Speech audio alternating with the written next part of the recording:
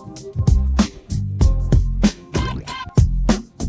jelata mau sampaikan kata-kata, bijaklah membuat kebijakan. Raja jelata mau sampaikan kata-kata, bijaklah membuat kebijakan. Bekerjalah dengan hati, padalah empati, patuhilah pada kami. Kami tidak bodoh, jangan buat intrik apalagi bikin hati. Kami berjanji tetap mendidik sesuai suara hati, gemakan suara hati. Rakyat jelata, kaum dan harapan rakyat ke penguasa, agar kalian adil dan ciptakan sejahtera. Untuk selalu serbaya, agar suara di rakyat jelata, kaum dan harapan rakyat ke penguasa, agar kalian adil dan ciptakan sejahtera. Pandangan Pak Dr. Mehmet sendiri terhadap mereka-mereka yang di petinggi UI yang bisa meloloskan Bahlil gitu ya, atau Bahlul gitu ya. Lalu juga petinggi dari UGM ini bisa meloloskan, menyatakan dengan bukan scientific manager istilahnya dalam segi pembuktian saintifik, tapi dengan keyakinan aja ini asli gitu. Bahwa dulu rektor itu mandiri, ya, diangkat oleh teman-temannya internal, diajukan ke pusat. Sekarang yang angkat itu atau suara terbesarnya itu ya presiden. Sahamnya itu presiden. Makanya setiap universitas sekarang dimanut sama presiden karena takut jabatannya dicopot. Contoh lah, jangan jauh-jauh ITB misalnya.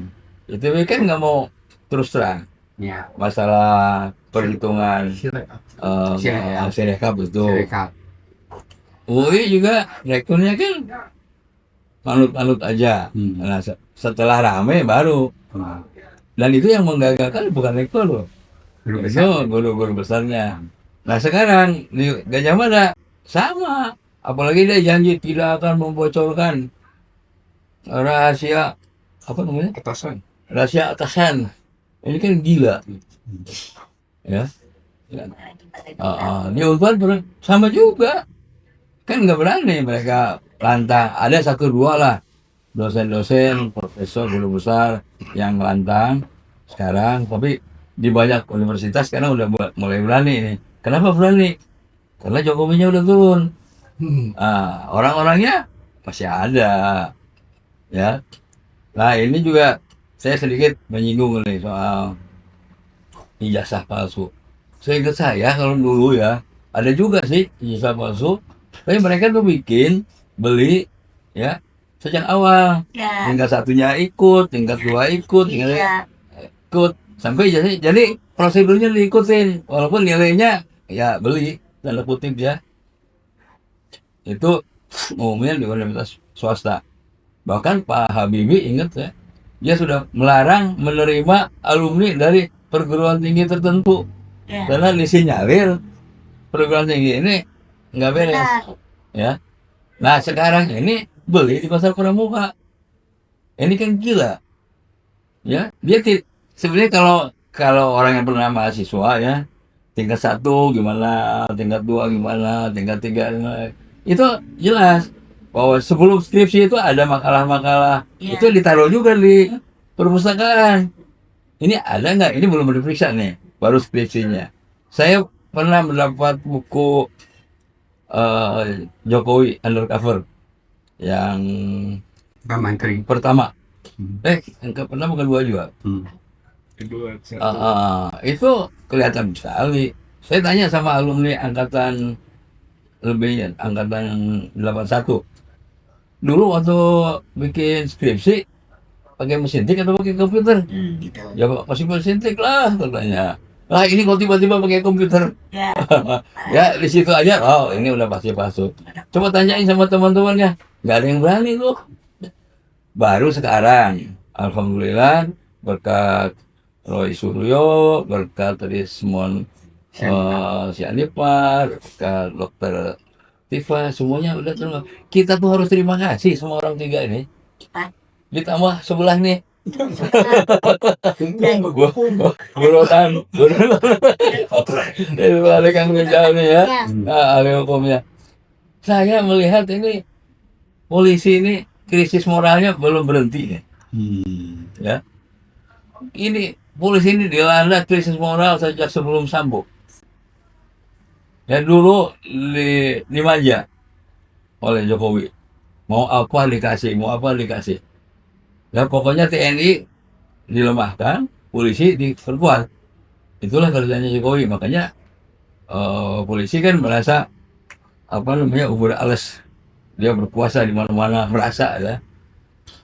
Nah setelah itu ada tiba-tiba timbul masalah Sambo, di mana polisi telah banyak terlibat di situ. Saya pikir polisi akan tobat, enggak juga, ya. Nah waktu Habib Rizik ini masa hanya bohong bilang harusnya sakit bilang sehat, terus dihukum sekian lama. Ini kan nggak bener ya. Bagaimana pembunuhan TPS petugas KPPS yang hampir 800 orang itu pun nggak terbuka sampai sekarang. Ini dosa-dosa lama dan ini akan dikejar terus nantinya ya sama orang-orang hukum yang peduli hukum sampai mereka pensiun. Jadi pensiun polisi-polisi ini yang punya dosa ya, bukan semuanya ya. Itu nanti kayak Jokowi. Bayangin sekarang, misalnya dari Kapolda DKI, misalnya ya, penyidiknya dia sudah menerima pesanan supaya orang-orang ini ditahan, misalnya gitu. Ya. Ini kan, terus mereka mau. Padahal Jokowi udah turun. Sekarang kan Prabowo. Dan Prabowo pasti nggak mau gitu. Dan saya kira ini kesempatan juga buat masyarakat madani, sipil, untuk melaporkan polisi-polisi yang punya kecenderungan menyimpang dari SOP yang benar. Ya. Nah, seperti TPUA kemarin melaporkan Brigjen siapa namanya? Johandani karena dia melakukan perbuatan yang tidak seharusnya. Nah, ini juga di Kapolda, di Polda DKI sama. Siapa penyidiknya? Siapa yang mau menyangkakan gini-gini? Itu bisa. Sekarang zaman terbuka nih. Nggak bisa kita bohong-bohongan. Siapa yang melapor? Jangan-jangan disuruh sama Jokowi juga. Jangan-jangan. Apa? Petugas juga. Kita nggak tahu ya. Tapi bahwa ini jangan disamakan dengan waktu zaman Jokowi. Zaman Jokowi, waktu Bambang Tri Gusnur, yang dipermasalahkannya misalnya jasa palsu, yang dihukumnya apa coba itu ini kan mirip-mirip nih yang nggak bisa nggak jalan ya. Sekarang orang-orang udah pada melek, harusnya kepolisian ini tahu diri, kemudian yang krisis moralnya itu dibenerin ya. Kalau istilah Islam tobatlah ya. Kalau tobat tentu masyarakat juga akan senang. Kalau sekarang bikin survei aja, siapa yang percaya sama polisi? Mungkin rendah sekali, di bawah 20% yang percaya barangkali ya. Tapi surveyornya jangan surveyor model-model yang apa namanya termo ya, surveyor yang netral lah. Begitu parahnya kepercayaan kita kepada polisi sehingga hampir habis lah. Ini kecelakaan menurut saya ya. Jadi Kapolri harusnya pada saat-saat akhir ini, kan ini udah lama nih jadi Kapolri, Pak siapa? Sigit Pak Sigit ini udah lama nih. Pada saat-saat akhir itu harus berbuat baik, harus punya kesan yang baik bahwa polisi di bawah saya tidak seperti di bawah Tito misalnya, tidak seperti di bawah yang sebelumnya ya. Alhamdulillah kita punya polisi baik tuh seperti Pak Ugro, Pak Susno. Dia katakanlah dianggap salah ya antar mereka. Kalau sekarang kan banyak yang nggak masuk akal tapi nggak ditahan. Contoh Pak Jokowi, dia kan koruptor. Yang penyebab kerugian Pertamina itu siapa yang nyuruh? Kan Jokowi. Itu jelas bukan ngomong gitu. Kemudian kasus Tong Lembong, siapa yang nyuruh? Jokowi juga. Kemudian apalagi kasus PIK 2 ada juga Bu Iriana di situ, ya. Kemudian apalagi kasus yang ini yang dilaporkan sama Pak Ubed, ya. Itu kan masalah denda kebakaran hutan. Kurang kalau nggak salah ya, kalau nggak salah nih maaf nih kalau salah. Itu di atas 1 M. Maaf, Triliun. di atas 1 triliun, 1,6 atau berapa. Setelah mendekati istana, ya, itu turun. Jadi hanya beberapa M aja, beberapa ratus M aja. Dan tapi dibayar. Dia bayar sama Kaisang sama sama Gibran. Ini nggak berani diambil. Coba ambil alih sama polisi itu. Itu kesannya kan bagus. Saya sayang banget ya sama polisi. Keponakan saya juga ada di situ dulu. Saudara saya juga ada polisi ya. Sampai aku pesan jangan jadi polisi lah, katanya susah. Susah. Jadi saya pikir ya ini mereka sendiri yang ngomong gitu. Ya ada Kapolres, aduh saya ampun jadi Kapolres lah. Makanya saya nggak tahan minum mundur aja. Nah inilah soal-soal gini, polisi cepat berubah, ya berubah jadi baik. Saya kebetulan jadi pengamat sosial juga, saya melihat bahwa mulai dari jalan sampai ke pengadilan, nama polisi itu, masya Allah, nggak bagus ya. Nah saatnya saya sering nulis tentang polisi itu, ada beberapa tulisan saya tentang polisi. Kalau saja ada yang mau mengamati, itu sebenarnya obat lah, itu obat buat polisi supaya benar-benar jadi polisi yang baik. Bayangkan oleh kita, para korban yang dikriminalisasi itu digaji oleh negara enggak? Enggak. Ya. Nah, polisi itu digaji oleh rakyat. Kok mau nyakitin rakyat?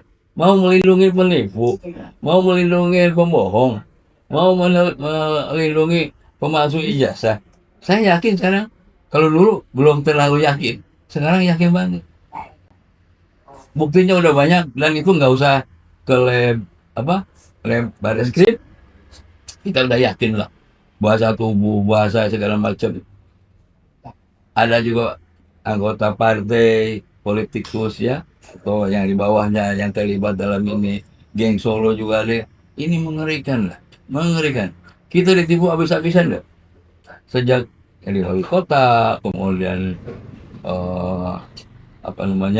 di gubernur DKI, jadi presiden 2 tahun, 2 periode, 10 tahun.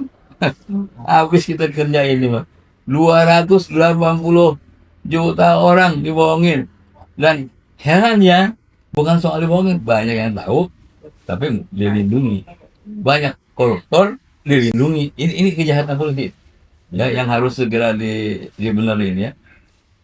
Jadi saya menghimbau juga kepada polisi, ayolah, kalian sudah dididik dengan uang rakyat, ya walaupun kita dengar juga ada yang nyogok-nyogok, ya, tapi yang jelas rakyat itu membayar kalian.